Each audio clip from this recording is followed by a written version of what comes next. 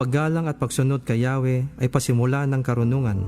Ang pagkakilala sa banal na Diyos ay may dulot ng kaalaman. Sa pamamagitan ko, hahaba ang iyong mga araw, dahil sa akin, lalawig ang iyong buhay. Kung mayroon kang karunungan, mayroon kang pakinabang, ngunit ikaw'y magdurusa kapag siya'y tinanggihan. Naway sabayan ninyo ako sa panalangin ito. Panginoong Diyos, aming inilalapit sa iyo ang aming bayan. Tulad na iyong sinabi sa iyong banal na salita, ikaw ang siyang nagpapalakas at nagpapaunlad sa mga bansa, at siya ring gumagapi at nagwawasak sa kanila, ayon sa iyong ganap na katarungan. Tunay nga na mapalad ang bansang ikaw ang Diyos. Mapalad ang bayang iyong ibinukod. Ikaw, O Diyos, ay maghari sa aming bansa, at ayon sa iyong kabutihan, kamtan nawa namin ang tahimik, mapayapa, makadiyos at marangal na pamumuhay. Iyong pagpalain, O Diyos, ang aming mga plano para sa kaunlaran ng aming bansa, sa aming agrikultura, ekonomiya, infrastruktura, transportasyon, medisina, edukasyon, kalakalan, kalikasan at seguridad. Inilalapit namin sa iyo ang mga ahensya na siyang namumuno ang namamahala sa mga planong pag-unlad. Naway gawin nila ang kalugod-lugod sa iyong paningin, at sila ay iyong ilayo sa lahat ng uri ng katiwalian, pandaraya at kompromiso. Sila ay iyong biyayaan ng kakumbabaan, dunong at katalinuhan, katapatan, pagtitiyaga, malasakit at pangitain sa kanilang paglilingkod sa aming bayan at gayon din sa iyo. Para sa iyong kaluwalhatian at layunin para sa aming bansa, marapatin mo na nawa kami ay manguna sa larangan ng siyensya at teknolohiya na siyang makakatulong sa pag-unlad ng aming mga buhay, mga industriya at ekonomiya. Gayon din sa larangan ng edukasyon na pangunahing sanhi ng aming pag-unlad at ng magandang kinabukasan para sa aming mga mamamayan. Iyong pagpalain at bigyan ng higit pang karunungan at pagtitiyaga ang mga guro ng aming mga paaralan at universidad. Ipakaloob mo sa kanila ang tunay na malasakit at kalinga para sa mga mangangaral, at nang sila'y palagihang pagpakita ng magandang halimbawa para sa kanila ng tamang pag-uugali, panindigan at pagkikitungo sa kapwa. Pagtibayan mo sa puso ng aming mga guro ang pangitain na sila ay humuhubog ng isang bansa at gumuguhit ng kinabukasan ng bayan sa pamamagitan ng kanilang katapatan sa kanilang propesyon. Ipagkaloob mo sa kaisipan ng aming mga pinuno at pamahalaan na kanilang palagiang bigyan ng mataas na prioridad ang edukasyon at ang pagpapatibay nito, at tiyakin na ang aming mga guro ay may sapat na sahod upang kanilang buong loob na laging gampanin ang kanilang tungkulin bilang tagasanay at tagahubog ng aming mga kabataan. Paghariin mo sa kanilang puso ang integridad, katarungan at malasakit sa kapwa, lalo na para sa mga manggagawa na nagbubuwis ng kanilang lakas, galing at buhay para sa mga industriya na kanilang pinaglilingkuran. Iyo ding pagtibayan ang aming pananampalataya at pagsunod sa iyong mga batas, lalo na sa aming mga pinuno sa pamahalaan at simbahan, upang lahat ay mamuhay na may katuwiran at kapayapaan, nang kami ay iyong pagpalain ng lubos at pasaganahin. Tulad na iyong itinuturo sa iyong banal na salita, na ang katuwiran ang nagpapadakila sa isang bansa, mangyari nawa ito sa amin, at kami iyong ilayo sa lahat ng uri ng katiwalian at kasamaan, na siyang nagdudulot sa amin ng kahihiyan at kapinsalaan.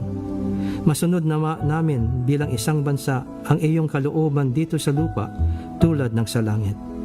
Maraming salamat, Panginoon, sa iyong pagtugon sa aming mga dalangin na ito, sa pangalan ni Jesus. Amen.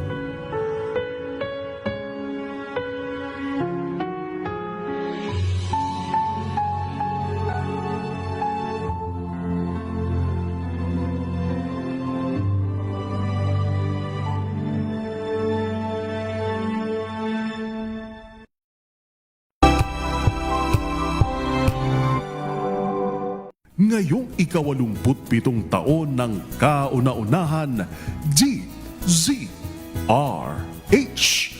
Tayo ay iisa. Ikaw, kayo, tayo. Iisa ang radyo. Tayo ay iisa. Iisa ang nag-uugnay. Iisang radyo ang pinakikinggan. tayo ay magkaisa dahil tayo ay Pilipino. DZRH 87 tayo. Saan ka man sa mundo, tayo iisa. Tayo Pilipino. Serbisyong tapat sa iyo, DZRH.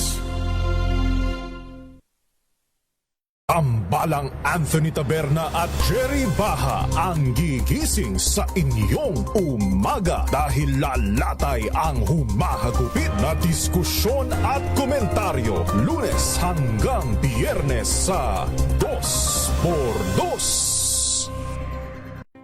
Angel po si Angelo Palmona sa giiwan sa inyo ng isang magandang umaga. Maraming salamat. Life goes on! Nine. Good morning, Lakay. Good morning, Sister Ann. At good morning. Magandang mainit na umaga. Angel po si Angelo Palmona sa giiwan sa inyo ng isang magandang umaga. Maraming salamat. Pilipinas, una sa Pilipino. Ito ay bunsod ng naitalang 17 individual na ang kanilang naaresto. Ng Metro Manila Development Authority o MMDA ang No Contact Apprehension Policy o NCAP sa Metro Manila. Sa ang ilang mga dokumento ay peke. Hindi rin legal ang employment na ipinangako sa kanila. Sa mata ng batas, mananagot ang sangkot at may sala. Dahil sa bawat paglabag, may karampatang parusa. Alamin ang mga pananagutan sa likod ng mga bawal. Dito sa Hoy! Bawal Yan! Tuwing Sabado, alas 11:30 ng umaga. Dito lang sa DZRH TV.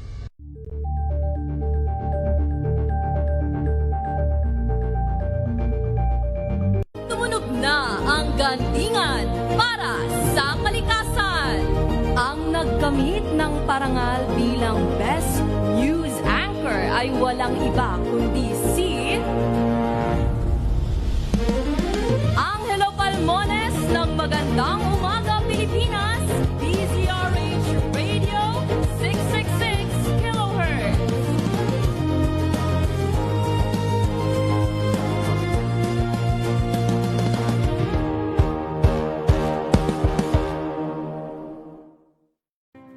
Better news. Una sa Pilipinas, una sa Pilipinas. NBS, Trending and Viral Show. Nakahandang Sa ating balitan mga kaibigan sa Rapido Hataw. Public Service Hour. Siyempre pa, una sa Pilipinas. Una Yan sa ang kabuuan natin palatuntunan ng break time. Sabay niyo na po ang mga balita at talakayan sa Balansyado. Maraming salamat.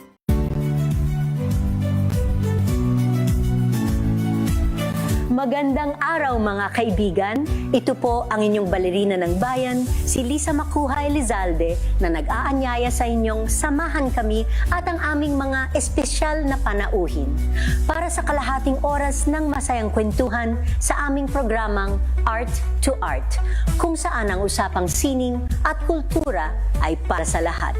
Huwag kaliligtaan, tuwing linggo, alas 3:30 ng hapon, do lamang sa DZRH Radio, DZRH TV, at via online streaming. Otoridad ng mga chika, Morley Alinio at Gorgie Rula, Showbiz Talk Ganern. Bago pa nila i-post, pag-uusapan na rito. Kinig na sa Showbiz Talk Ganern.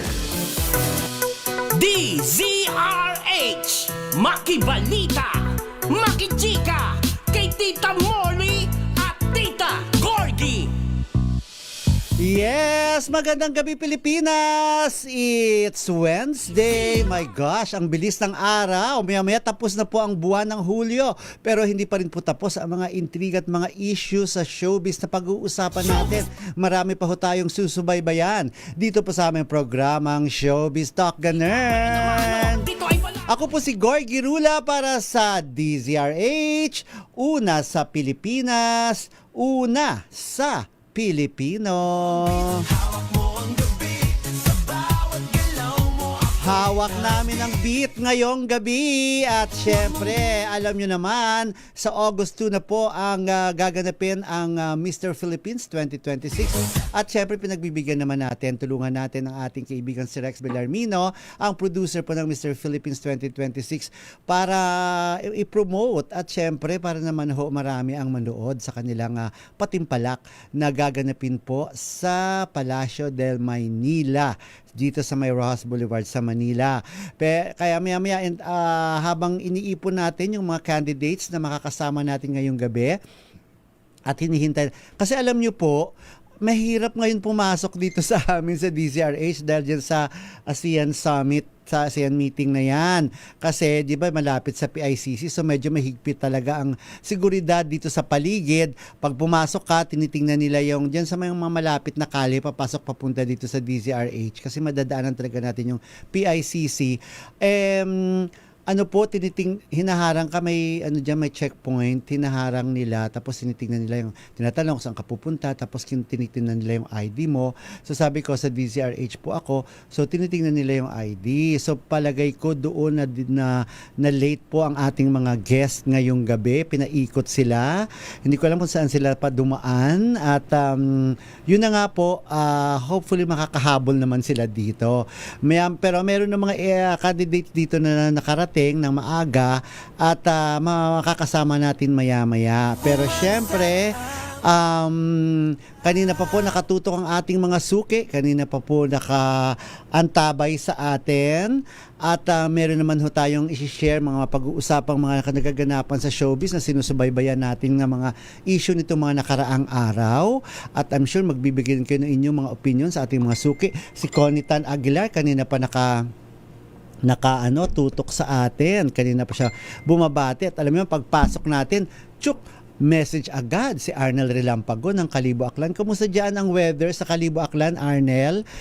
Hindi ba dyan maulan? Sana hindi matuloy itong bagyo kasi alam nyo meron kaming inaabangan next week. Meron akong gagawin next week na sana po hindi makakaabala itong sama ng panahon. Mariel De Leon Reyes na kanina pa rin nakatutok dyan sa Ilocos.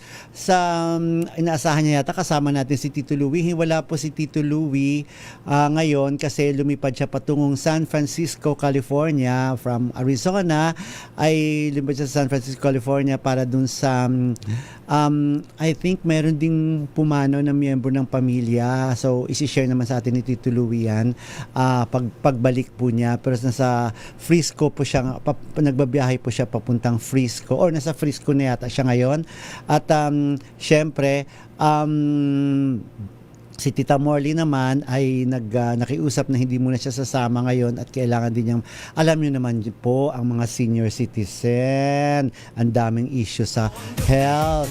Pa-check up daw siya bukas. Actually, bukas din mapapa-check up din. Meron pala akong lab test bukas. So, yun po. At syempre, isi-share ko naman sa inyo kung anong mga nangyayari po sa showbiz at anong pang mainit na pag-uusapan natin. So, finally, dito ka na, Rex, and si Mark, salamat, kasama natin. Siya ang part din ng Mr. Philippines. Ang ilan pa mga candidates na abang-abangan natin, makapaparating na raw, pero para matuloy-tuloy ang ating chikahan sa kanila. Actually, punong-puno talaga tayo ng mga issues or mga dapat pag-usapan itong mga nakarang araw. Kaya may mga ilang mga pakiusap sa atin ng mga friends na hindi na natin pa na pagbigyan since sinihintay pa po natin ng ilang mga candidates ng Mr. Philippines 2026. Ito muna kasi kamakailan lang po ay umattend kami sa launch ng bagong single nitong isang bagong promising siya na batang, di ba na share ko sa inyo yung isang concert lang sa may Samsung Hall, si Crizel, nag-guest doon ang mag-amang Jong Hilario at saka si Baby Sarina. Ito naman, inilaunch ang kanyang kantang Wait Lang. Mga pang Gen Z, bagets pa ito parang 12 years old pa lang yata itong batang ito, si Honey Love Johnson. At ito ay shinare niya sa atin ang kanyang music video ng kanyang isa pang single na pinamagatang Wait Lang. So pambagets talaga itong Wait Lang na pag ang message nito yung mga alam niyo mga parents natin kung anong mga inuutos sa mga bata ngayon, wait lang kasi naglalaro pa sa cellphone, may mga abala pa sa games or may iba pang pinagkakaabalahan.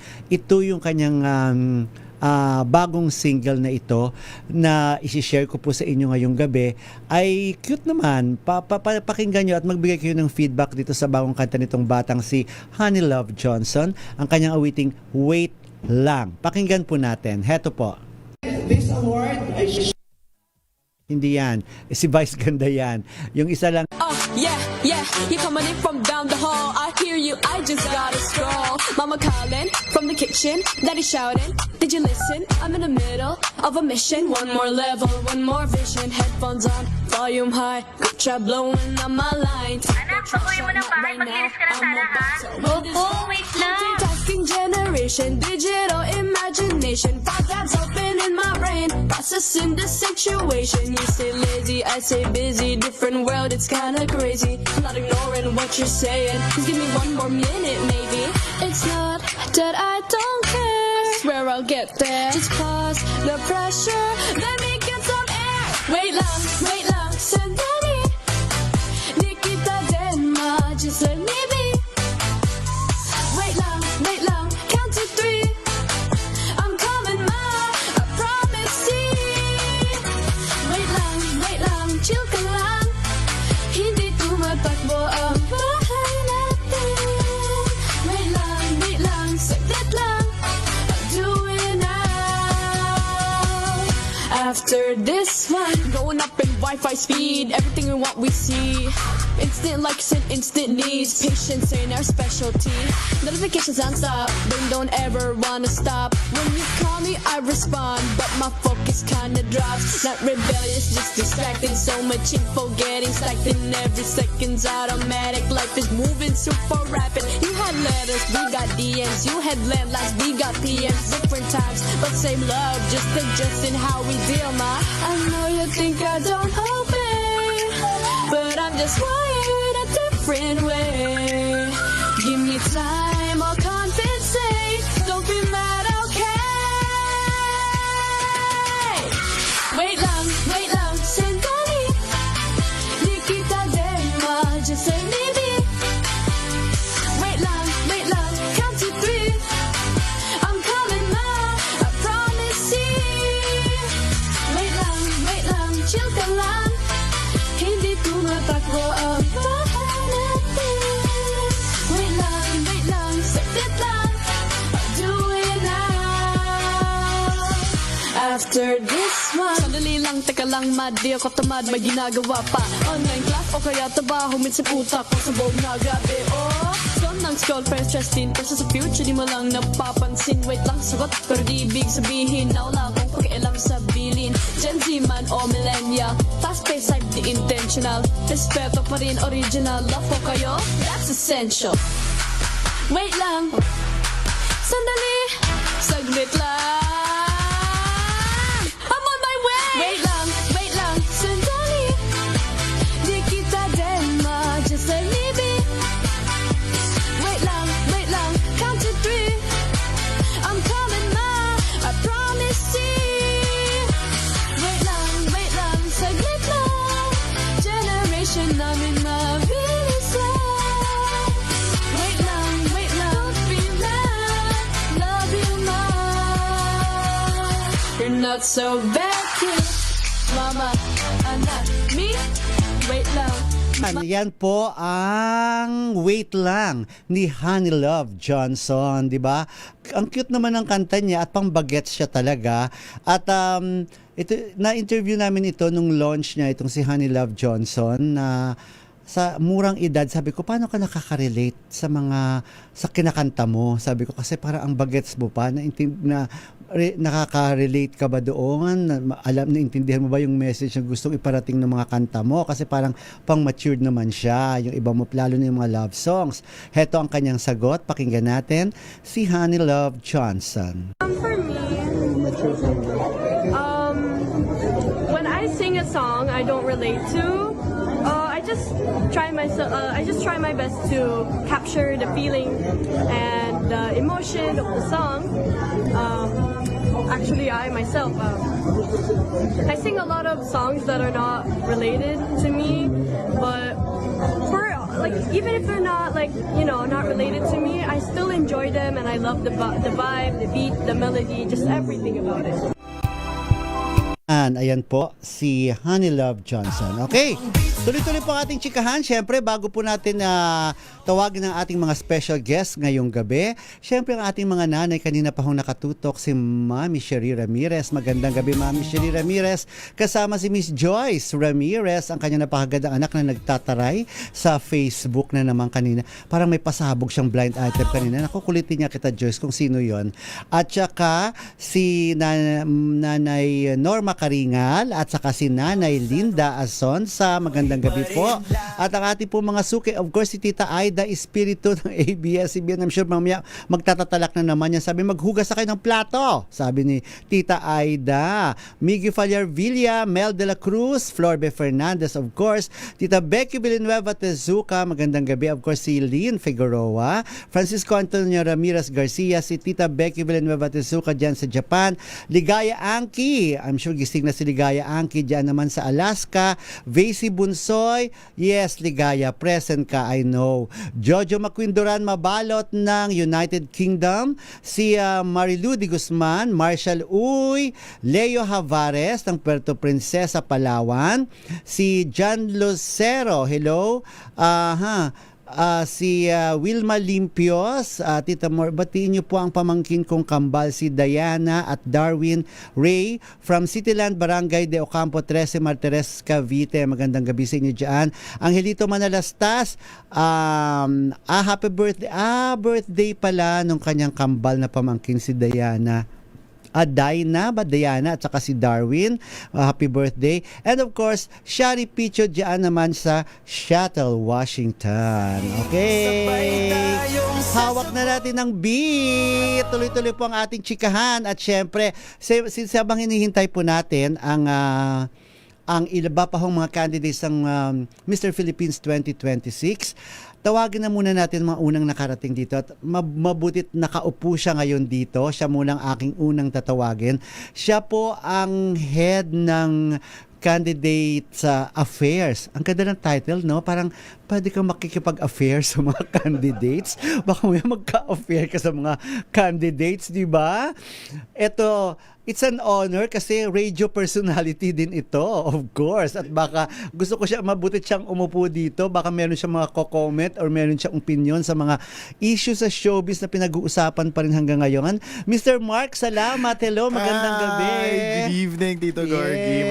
Maraming salamat sa DZRH for having me here. Yes, okay tayo nyo ha, di ba? Radyong-radyo ang boses ni Mark. Salamat. Namiss ko to ha. Namiss ko yung pag-upo sa radyo ng gantong oras. Oo. Ang ganito rin ba oras ang program mo dati? Yes, 9 p.m. to 12 midnight. Ang haba ha. Ang sakit sa, alam nyo ako 3 hours din. 3 hours Monday to Pero Friday. mabuti ka, may tugtog-tugtog na music, di ba? Kasi kami naman talaga, takatak ng takatak, di ba? Talak ng talak. Hindi lang yun puro music dito, Gorgie, kasi di ba may callers din, tapos iinit yung ulo mo. So, oo, magbibigay ka ng magbibigay mga ka din ng advice. So, ganyan, di ba? Kasi ako, isang oras lang yung programa ng may co-host pa ako niyan ha, wala lang ngayon si Tita Morley. Isang oras lang yung programa namin. Pagkatapos nun, gutom na ako. Ako, Tito Gorgie, dahil napagod ako at uminit yung ulo ko for 3 hours, lalo na pag may mga caller na matigas ang ulo. After 12 midnight, inom. Oo, nomo na, no? Diba? Oo, yun yung hindi kasi ako doon. talaga gutom. Kaya nga, pag magpapacheck up ako sa doktor, pinapapapayat niya ako. Sabi niya, pag hindi ka sabi ko, Dok, kasi bago ako matulog, kumakain pa ako. Kasi gutom na ako pagkatapos ko mag-radio.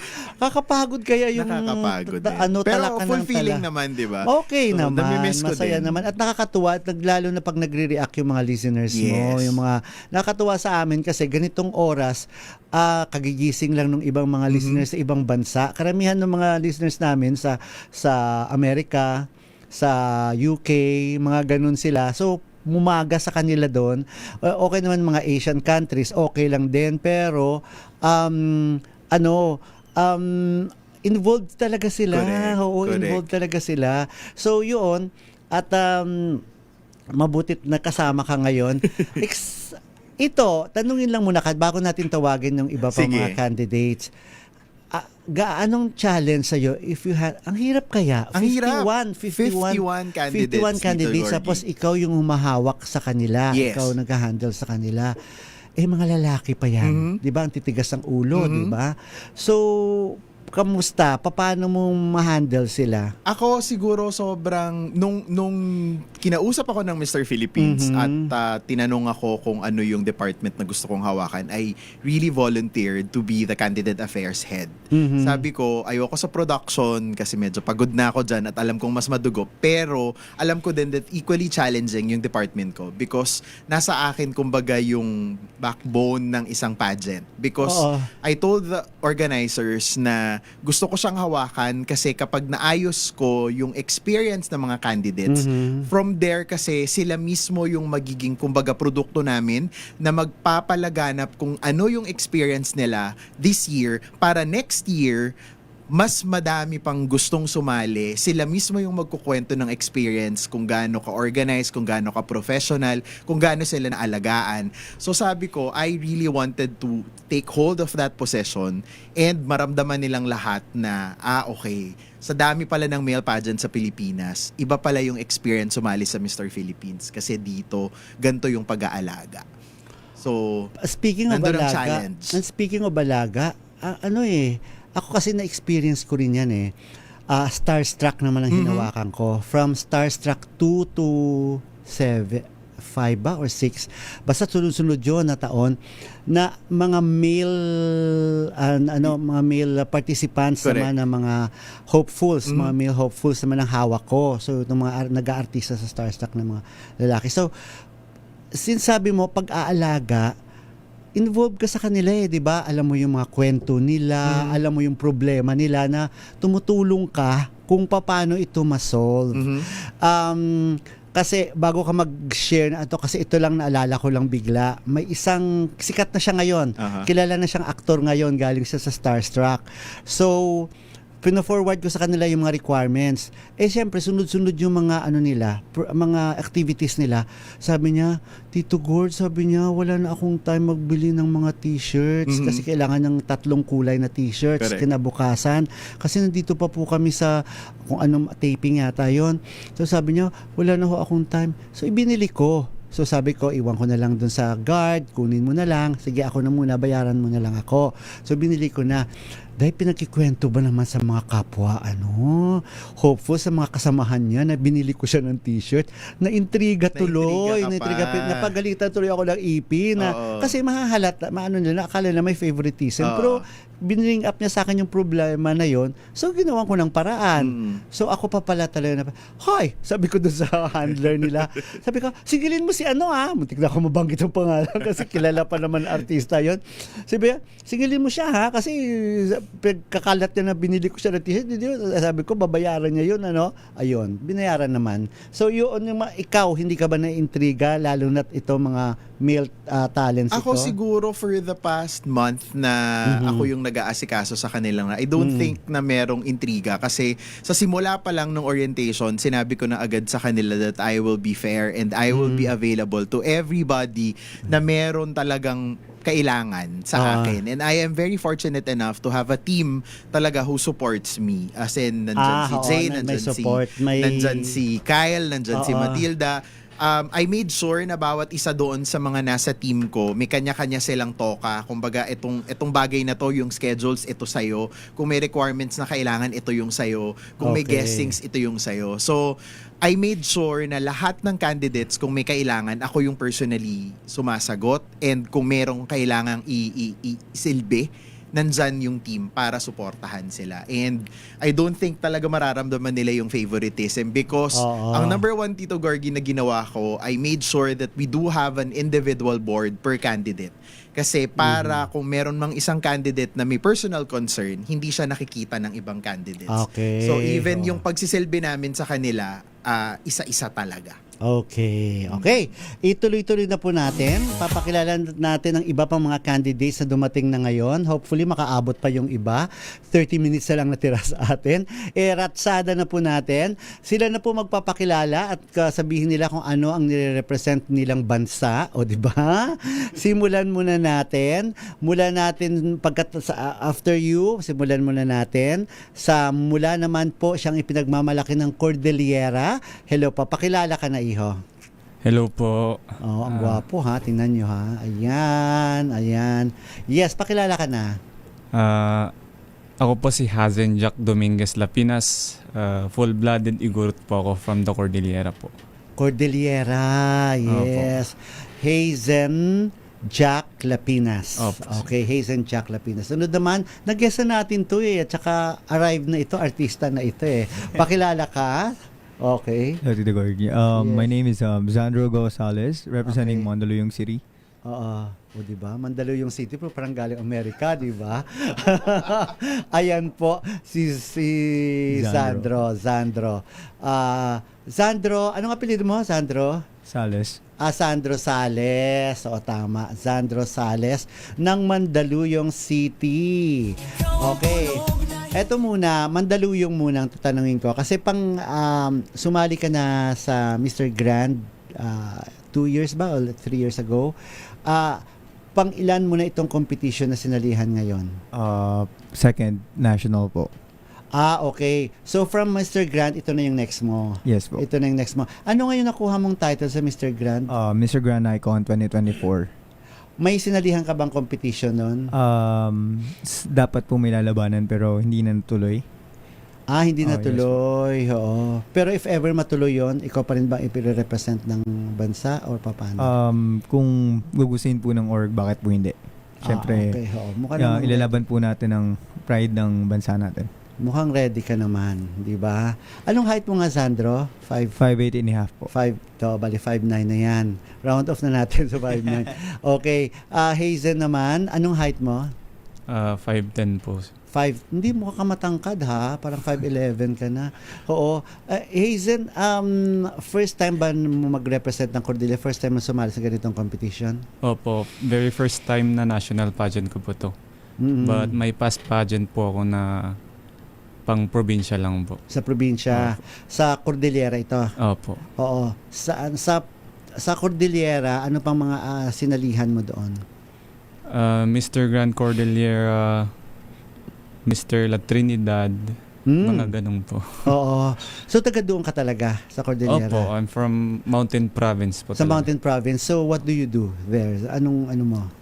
Anong pinagkakabalahan mo doon? Student ka ba? Nag-aaral ka pa? O paano? Registered nurse na po ako. Nag-work po ako dati. Before ako nag-compete ngayon ng school nurse po sa MPSU po. Sa school ikaw. Pero na-try mo na mag-work sa hospital? Hindi pa po kasi fresh graduate lang po ako. Kagagraduate mo lang. Pero registered ka na. Opo. Yes, galing. Oo. May plano ka magtrabaho abroad? Or yun na rin bang bagsak? Usually mga nurse, ganun eh. Opo Usually po kami, goal ko rin pong magtrabaho abroad kasi mas maraming opportunity po na pwede naming makuha from abroad po. Kasi may mga iba pang mga competitions, lalo na yung mga male pageants na may pag-alam nila na nasa Cordillera o sa mga taga Mountain Province, iba kagad ang sa kanila, ang tingin sa kanila ay parang iba sila, parang kumpara sa ibang mga lugar, 'di ba? Parang ganun. Naramdaman mo ba 'yon? Na pag taga Cordillera ka pala, ano ang pwedeng maipapagmalaki ng taga Cordillera sa ganitong klaseng competition? Siguro yung uniqueness po namin at full of culture po talaga. Very full of culture ang mga taga-Cordillera. No, iba yung kultura nila doon talaga, di ba? So, ano yung kultura ng taga-Cordillera na ipipresent mo dito sa Mr. Philippines? Lahat po. Yung mga attires na bahag na sinasabi nila na mga buntot daw. Pero ipapakita po natin na it's just a clothing po. Mga ganun po. Or oo. Pag sinasabi nga nila, 'di ba, sa Cordillera ka, 'di ba? Yung anong lalaki, anong tipo ng lalaki ang mga taga Cordillera? Mga makikisig, mga maskulado, ganun po, matatapang po. Oo. Pero ikaw may mga na-meet ka na from Manila na in-offer ka na, halimbawa mag-artista or mag-model or ganyan. Kasi pang iba ang dating din naman ng looks mo talaga eh. For now po sir, medyo little pa po yung exposure ko siguro. So wala pa po akong tatanggap. So kamusta ngayon? So sa ilang weeks mo na hindi ka ba nanibago? Kamusta yung adjustment mo? Okay naman po, very fun po, especially na magagaling po yung mga natin, organizer po ng Mr. Philippines. Kaya naging comfortable din po ako during the preparations po. Okay. Sandro, ikaw iba na rin ang experience mo kasi talaga, 'di ba? Exposure at saka yung experience mo rin, of course, hindi lang sa male pageants kundi pati sa showbiz. Nasubukan mo na rin mag-artista, talaga nag-arte-artista ka na. Ito ngayon, sasaba ko ulit sa Mr. Philippines, mas sa'yo? Mas challenging ba sa'yo? Mas may pressure ba sa'yo? To be honest, Gorgie, yes, challenging siya. Because Mr. Philippines is different sa ibang pageant na male. Kasi Mr. Philippines is like MGI All-Stars. So, yung mga pageant, yung mga parang most... sa All-Stars, parang laban-laban na to ng mga magagaling, ganon? Yes, so we all know naman most of the candidates in Mr. Philippines as of the moment are title holders from different pageant platforms. Hindi ko nababanggitin sila, pero most. So, nakakatawa na nagsama-sama kami dito. Tapos we're just enjoying the moment, and we get to share our experiences sa ibang pageant ngayon sa Mr. Philippines na dadala namin. Tapos at the same time nag-aartista ka rin, di ba? Yes po. Tuloy-tuloy ba ang trabaho mo, ang mga projects na natatanggap mo? Under contract ka ba sa Regal? May ginagawa ka pa rin sa Regal? Yes po. So tuloy-tuloy naman po yung project. However, as of the moment, syempre, pinapokus po muna ako sa Mr. Philippines. Syempre, kailangan po talaga ng full focus dito. Ayun naman po. So, signed contract and hindi naman po nawawalan ng project. Okay. Mark, kamusta na ngayon? Can you give us an update sa Mr. Philippines? Ano na yung mga ano pa yung mga latest? Ano pang pwede mo pang ma-share sa amin? So far, Tito, this week, lahat ng sponsors visit, yun yung gagawin namin. And then, halos lahat din ng mga nasa probinsya nandito ngayon. Next week, preliminaries na. So, we will be traveling to Pampanga para sa preliminaries. Kanina, nagkaroon na sila ng public speaking seminar and training. Tapos, tomorrow will be their passerella training. Tapos, tapos na lahat ng pictorials. So, yan, sponsors visit. And then, in time for the preparation, next week, start na tayo ng 29 para sa closed-door interview. And then, 30th will be the swimwear and the formal wear competition. And then, August 2 is our coronation night. Competition. Ma-share mo na ba sa amin kung ano yung mapapanalunan ng 3 title holders? Alam ko 3, di ba? 3 title holders. Di pa, kasi meron pa. Depende sa mga sponsors. Depende pa. Etong week na to namin yan lahat masasara dito. So, baka next week, before kami umalis papuntang Pampanga, that's the target for all the candidates to know what's at stake para naman ganahan sila papuntang prelims. So, kayo, kamusta yung camaraderie niyo with other candidates? Naging close na rin ba kayo? Okay yung samahan niyo yung wala yung mga inggitan, wala yung may mga nang iintrigahan? Ikaw, lalo na sa'yo, first time mo itong sumali, Hazen. Masaya naman po silang kasama and marami po akong natutunan na knowledge and wisdom from different candidates po. And kahit hindi man kami araw-araw magkakasama, pero yung closeness po namin parang araw-araw na po kaming magkasama. Parang kaming magkakapatid na po. May close talaga, no? Sa'yo naman, Sandro, kamusta yung trato sa ibang candidates? Siguro yung iba doon napanood ka nila. Ako napapanood ka sa Regal Studio Present.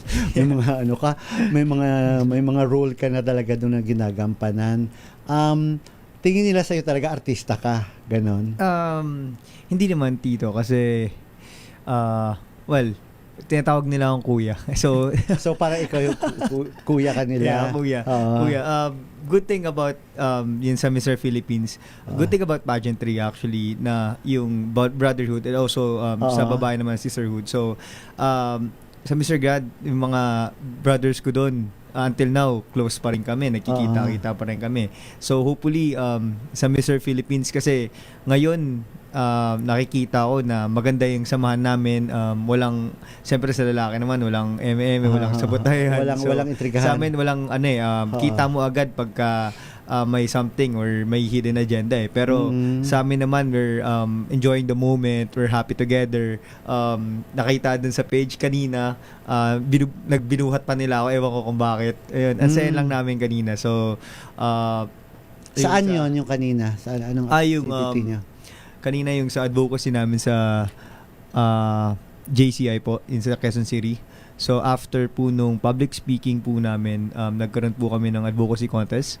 So right after that, kasi parang kami, we didn't saw or see each other as opponents eh. Parang sabi namin, or sabi ko din sa kanila, sa ibang candidates, be nice to everybody. Kasi ang kalaban mo naman dito, sarili mo eh. So yun, parang kami ini-enjoy lang namin and parang pinupush namin isa't isa para gawin yung best namin. Advocacy contest, bakit advocacy contest ba yun? May competition ba advocacy? Ano yung paghandingan ng ng purpose talaga? Paano? Bakit contest siya? Kasi yung isa pong sponsor ng Mr. Philippines, parang will choose sa aming 54 candidates ng parang maging ambassador nila. So yun, binigyan nila kami ng chance to speak out about our advocacy po. Ikaw, anong advocacy mo? My advocacy, since I am a pickleball coach and a fitness coach, yes, my advocacy is about sports for livelihood and helping the community. Oo nga, mamaya kwento mo yung pickleball na yan. Ang dami ng, Diyos ko, may nagpa-sponsor na sa akin ng pickleball. Ano tawag doon yung ginaganyan? Paddle po. Paddle na yan. Yes. Oo, nagpa-sponsor sa akin. 5,000 rin yun, ha? Nakakaloka. Hindi siya mura dito. Oo. Ini-name drop mo daw. Hindi naman. Mabait naman siya. At saka para naman sa fitness, di ba? Para sa health. Kaya tulong mo na rin sa kanya. Ikaw naman, Hazen, ano ang advocacy mo? As a nurse po, physical health advocate po yung napili ko.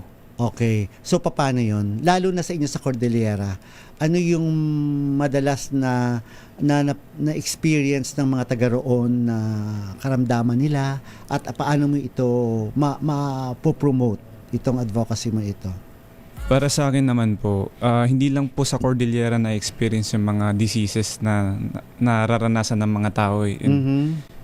During my nung student nurse po ako, marami na po akong na-handle ng mga pasyente and naisipan ko na what if I will promote health prevention as early para hindi nila maranasan when they grow old po. Pag sinasabing health prevention, kasama na doon syempre yung the food you eat, paano yun, tapos yung mga activities na dapat na gawin, di ba? Para lang maayos yung iyong kalusugan. Di ba? Parang ganon. Yun po. Oo, okay. Alam mo si Hazen, parang maaawa ka sa kanya. Parang tutulungan mo yung advocacy niya, Parang tutulungan mo na yung advocacy niya. Dodonate ka talaga doon sa proyekto niya. Si Sandro naman, parang yaman-yaman na ng dating. Parang pwede mo na siya, pwede ka na magpalibre sa kanya, di ba? Yes, Mark. Ikaw, ano yung nakikita mo usually, yung mga issues sa mga ganito pag male pageants at paano nyo ito na nahahandle? Ako siguro yung issues lang.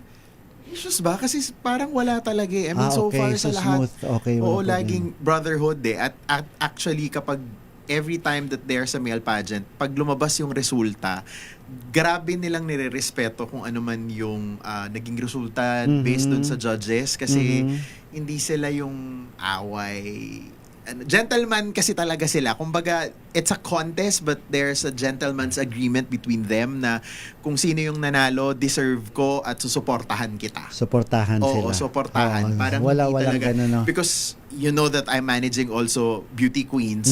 So doon iba yung mundo eh. Doon talagang alam mong may kahit papaano. Oo, babae. Pero pag sa lalaki babae. talaga, alam mong suportahan. Sila Oo, mismo, kung may malinaw, kulang na no? gamit, naghihiraman. Okay. Diba? Hiraman ng sapatos, ng bow tie. Oo, diba? Inaayos yung necktie. Sa ilang weeks sa ninyong mga activities mga ginagawa, wala ba kayong mga nararamdaman na parang may bahid ito? parang may something ito. Alis na ako. Parang wala ba kayong nararamdaman? Kasi naman lalaki silang tunay. I can assure. Vouch ko naman talaga matunay na lalaki itong mga ito. Pero wala ba kayong, siguro hindi naman nila nararamdaman, no? Walang mali siya sa kanila. Pero so far ba? Wala so far, Sandro. Ikaw, sana expose ka naman sa mga kabadingan, di ba? Yes, bro. Oo. So far naman wala. Or nagpapaka-safe ka lang ngayon? Hindi. To be honest, wala naman. Kung meron man parang kulitan lang, it's what you call brotherly love lang. Pero yung ganun na nga na may mali siya, sa experience ko for almost or over a month na, di ba? Wala talaga eh. Parang sa amin, kung if ever meron man, well, kasama namin siya and i-include namin siya sa grupo namin. Wala namang issue sa Yes, wala namang issue sa amin yun. Oo, di ba? Ikaw, hindi ka ba naninibago or exposed ka rin sa LGBTQIA? Of course, very exposed na po sa mga LGBTQ. So, wala naman pong problem sa kanila. Even... Lalo na sa'yo, wala namang problem. Wala naman pong mali problem. siya. Okay lang. Oo.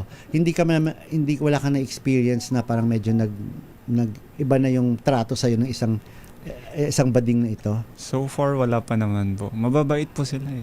Para sa akin po. Well, tingnan natin. Tsaka mahigpit po yung mga tingnan organizer. natin pagkatapos ng programa ito. Talaga Tito, tsaka hindi makakalusot kasi ang hihigpit ng mga organizer. Tama. Naku, maniwala ka dyan.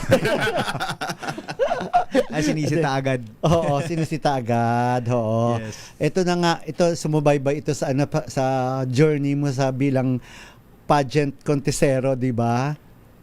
May mga akla daw ba? Ito nagtanong, pakitanong naman kay Sandro, may pasilip ba siya ulit? Talagang, how does it feel? Na parang lalo na sa mga sumusubaybay sa hindi makalimutan sa iyo yan. Ang sumali ka sa Mr. Grand. Tito, before, parang sa akin, na pa ako mayroong bad feeling pa. Pag sinasabihan ako ganun. Pero now, it's a compliment na eh. Parang naging mark ko siya and I believe will ng Panginoon na nangyari yun. Kasi because of that, nag-trending. Siguro isang key factor din yun kung bakit ako nanalo. So, kung sasagutin ko yung tanong ng ating nakikinig. Si Ogie Narvaez Rodriguez na manunood daw ng finals ha, Tito Rex. Manunood daw siya. Abangan niyo po, may pasilip po si Sandro. Yeah, pero yung pasilip na yun, yung true self ko na, hindi na yung Ay, tagang ay naman daw. Yes, Onika Ihak ko ng San Jose del Monte, Bulacan, and Judy Manuel. Yes. Ayan, Ogie Narvaez Rodriguez ha, manunood daw siya, Tito Rex, Mark. Okay. Eto na, bago natin tuloy-tuloy pa ating mga chikahan, ilang minuto na lang mga natitira. Hopefully, makahabol pa at makapag-promote man lang yung iba pa nating mga candidates dito.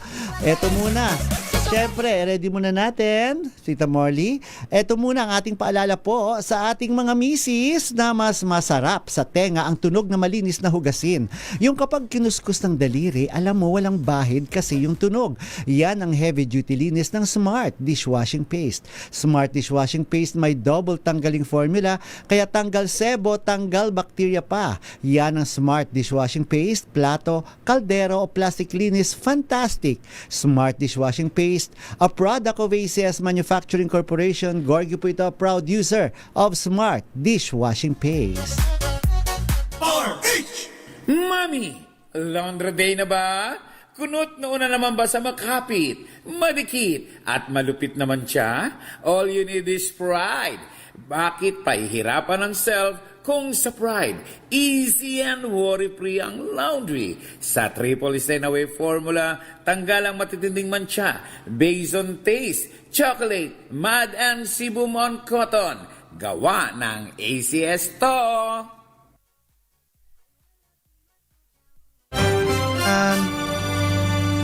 Ayan, thank you Tita Morley. Hello muna Mariel De Leon Reyes. Hi, ay co-worker doon yung anak ni Direk Aloy Adlawan. Yes, si Mariel De Leon Reyes. Hello sa inyo dyan. And Francisco Antonio Ramirez Garcia ng Nueva Ecija. Hello po sa inyo. Okay. Tuloy-tuloy po ating chikahan, pero bago yan, Mark, ito muna kasi kanina marami ang tumutok sa Eat Showtime dito sa issue ni na Vice Ganda at Kim Chiu. At inaabangan nila na magsasalita ang dalawa or baka merong umiwas or baka hindi papasok yung isa dahil ka dito sa palitan nila ng mga post sa kanilang ex account. At ang dahil nga pinatulan ni Vice Ganda yung mga fans ni Kim Chiu na pumuna sa kanya or tumulig sa nagbash sa kanya na nakalimutan lang nito ang pangalan ni Kim Chiu na pasalamatan or i-share yung kanyang award nung nakaraang Famous Broadcast Arts. Pero nagsorry naman pala na si Vice kay Kim Chiu kinabukasan at okay na sana. Kaso takatak pa rin ng takatak itong mga fans ni Kim Chiu at pinatulan na nga ni Vice Ganda. Kanina sa Eat Showtime ay nakita namang okay ang dalawa at hopefully parang tinuldukan na nila yung issue na wala silang away. Nilinaw ni Vice na wala silang away ni Kim Chiu at tinapos na nila yung isyong iyon na nakita namang magkasama silang dalawang nag-host isang segment ng Eat Showtime at okay sila. Kaya natuwa na rin yung mga fans. Nagpasalamat din sila kay Kim Chiu na pinuri na si Kim Chiu na punong-puno doon ng energy kahit may flight na siya kinahapunan patungong Australia ay umattend pa rin siya sa Eat Showtime at magkasama sila ni Vice. Dito napatunayan kasi talaga na iba na yung friendship na pinapakita ng mga host ng Eat Showtime. Kung hindi man nabanggit na intindihan naman ng isa, mababaw na dahilan yun. Kaya lang, parang lumaki itong isyong ito dahil nga dito sa mga fans ni Kim Chiu. Na naintindihan naman ni Kim Chiu kung bakit nagkaganon mga fans dahil napaka-protective naman sa kanilang idol, lalo na dito kay Kim Chiu. Ikaw, anong tingin mo sa ganon, Mark? Anong take mo sa dyan? Ako kasi, dahil lumaki tayo sa industriya, alam natin na ang bumubuhay talaga sa industriya natin ay ang mga fans. Pero hindi din masamang ipaalala sa mga fans kung hanggang saan at kung gaano ka-extend yung emotions na kailangan nilang ipakita. Agree. Because sa bawat emosyon na ipapakita nila will also reflect doon sa mga idols nila. So, dapat bago natin gawin yung initial reaction of defending your idols, you have to see the entirety of the entire story. Or dahil ngayon nga na meron namang internet at mas may access na Social tayo media sa mga iba pang celebrity or may access tayo sa kabilang panig, correct. Ako ay suggest na i-research muna nilang mabuti before even igniting the conflict between two personalities kasi mas lalo lang lalaki. Oo. So yun na nga. And speaking of fans, ang ganda ng take mo na yan, Mark. Pero speaking of fans nga, mabubuhay na naman po yung mga fans ng dating sikat din na love team na Marvin Agustin, Angelina Magdangal. Batang 90s. Oo, mga batang 90s. Diba? At uso na rin naman ngayon yung mga nostalgia, diba? Yung mga balik, mga sex bomb, ganyan, mga Viva Hot Babes, ganyan. May starting August 10, magsisimula na ng taping ng isang bagong show, isang parang sitcom ito na parang pre-programming ng Itbulaga na mapapanood po ito sa TV5. Ang magsasama muli si Marvin Agustin at saka si Jolina Magdangal sa isang daily show na ididirect ni Direk Roman Perez. Ito ay isa sa i-announce ng TV5 sa kanilang MediaCon sa mga susunod na araw. May mga bago pa po mga shows na abangan natin dito sa TV5. So talagang matindi na puspusan na talaga yung puproduce nila ng mga bagong shows na parang dapat nating abangan dito sa Kapatid Network. And I'm sure, ikaw ba, Hazen, gusto mo ba mag-artista? Sakali mabigyan ka ng chance or focus ka lang talaga sa pag-nurse? Well, malaking chance na po sa akin yun. So, I will accept po kung meron mga Offer, opportunity oo. po. Kasi exposed na rin, ma-expose ka na sa mga ganyan dahil nga sumali ka sa Mr. Philippines. Oo. At ikaw, sino yung mahilig ka rin ba sa showbiz? May mga kilala kang artista? Kilala mo pa ba si Julina Magdangal at saka si Marvin Agustin? Grade school pa kasi, ata siya, kasi tatanong mo yung mga kabataan ngayon, ang dami na nilang hindi kilalang artista. Oo. At ikaw, sinong parang nilulook up mo talaga na artista na gusto mo sanang makasama if ever? Para sa akin po si Piolo Pascual po. Piolo. Oo, halos lahat naman si Piolo talaga na-idolize nila, 'di ba? Ikaw naman, Sandro, kamusta working with other mga big stars? Ikaw na experience mo, kamusta? Wala ka bang mga medyo mga unfortunate na mga experience with other stars na nakatrabaho mo? Dito actually wala naman. Syempre nakakatuwa naman yung mga nagiging katrabaho sa awa ng Diyos. Oo, naging kaibigan mo rin sila. Yes po, yes. So lalo si Vandolph. Si Vandolph, si Royce, Cabrera. Si Royce. Yes. So until now nagme-message kami, sila Cheska Pao. So yan. Yun, yung mga naging katrabaho ko kasi parang porque bagong artista ako, hindi nila, parang alam mo hindi ko na feel na big stars na sila. Sobrang babait nila. Yun. Thankful talaga ako sa mga nakakasama. And ang dami ko din natututunan sa kanila eh. Pagka-eksena mo kasi mahusay na artista, mahawa ka eh. So, yung mga ganung eksena. And right after, kahit nasa tent na and yung shooting na, after the shooting na, nagme-message pa rin sila. Yun. Okay. So nagkaroon talaga kayo na ng parang connection talaga. Okay. Yes, Beth Gray. So sabi ni Beth Gray, dyan ating mga nanonood sa YouTube naman. Sabi niya, mabait si Kim kahit nanonood ng Netflix.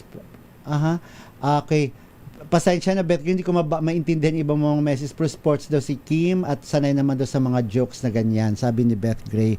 Montañosa Productions, thank you. Thank you, Showbiz Talk and Learn from Cordillera Administrative Region. Oo, Montañosa. Kilala mo to? Hindi. Montañosa Production po. Oo, Montañosa Productions nanonood sa atin. Hello po. From Cordillera. So, supportahan nyo po. Ikaw ba humingi ka ng suporta from LGU ng Cordillera dito sa pagsali mo? This week pa po ako hihingi ng magka-courtesy call po kami this sa week kanila. Oo. So hopefully naman susuportahan kanila. Okay. Finally, for how many weeks na may mga ginagawa ko, yung mga activities niyo for Mr. Philippines 2026? May mga realizations na sa inyo, may mga natutunan kayo, may mga na-realize kayo, may mga nalaman ninyo na ay ganito pala ang buhay ngayon pag ganitong mga sumali. Bibihira lamang sa mga kalalakihan na nabigyan ng chance na makasali sa ganitong competition. Hindi lahat, di ba? Pero kayo, luckily na experience niyo ito. Ikaw specifically Hazen, dahil first time mo sumali. Ano yung mga na-realize mo? Ang mga natutunan mo? Siguro po more on improvement sa mga skills ko po when it comes to pageantry po.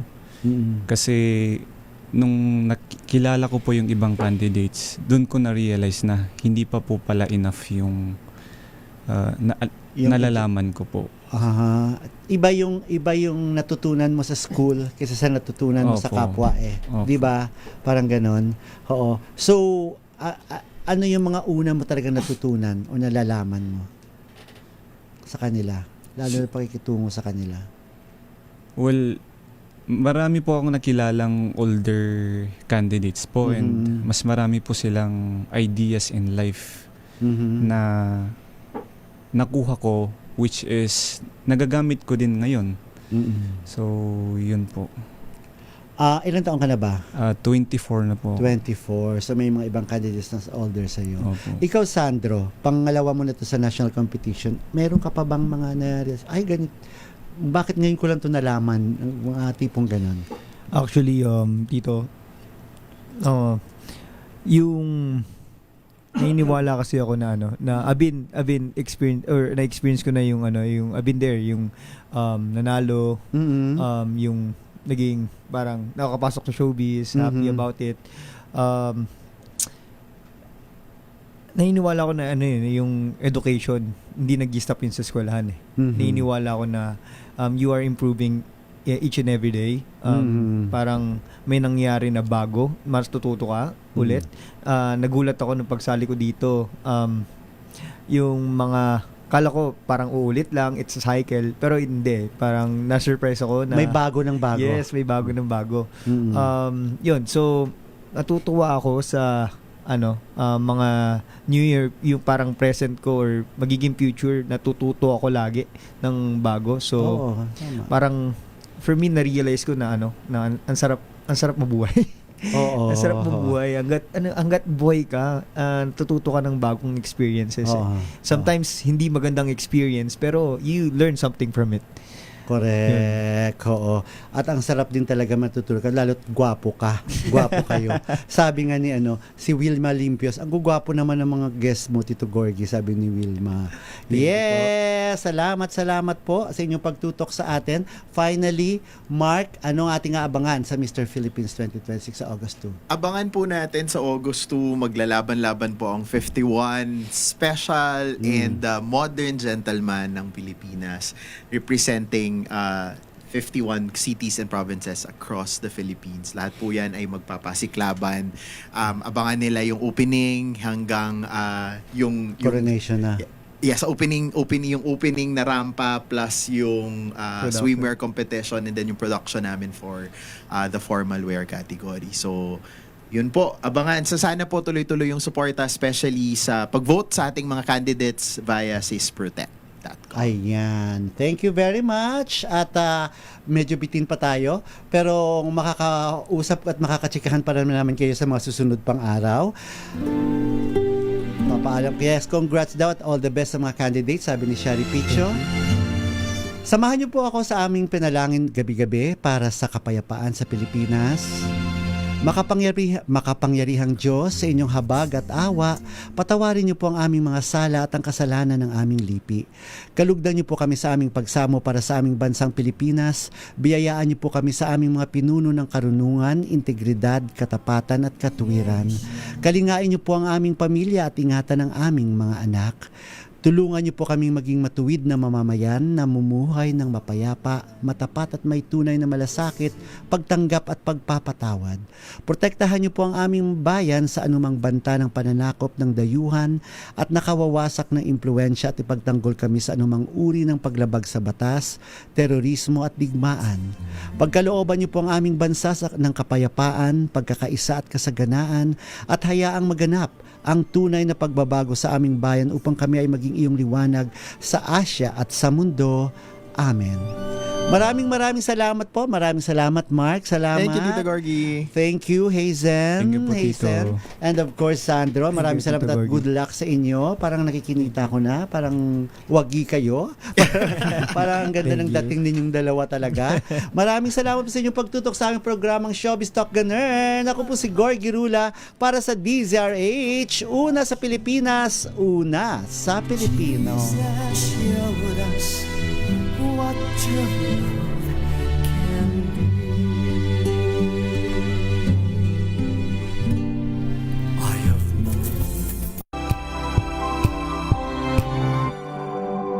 Ngayong 87 taon ng kauna-unahan, DZRH. Tayo ay isa. Ikaw, kayo, tayo. Iisa ang radyo. Tayo ay iisa. Iisa ang nag-uugnay. Iisang radyo ang pinakikinggan.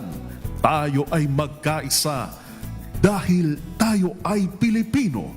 DZRH. 87 tayo. Saan ka man sa mundo, tayo iisa. Tayo Pilipino. Serbisyo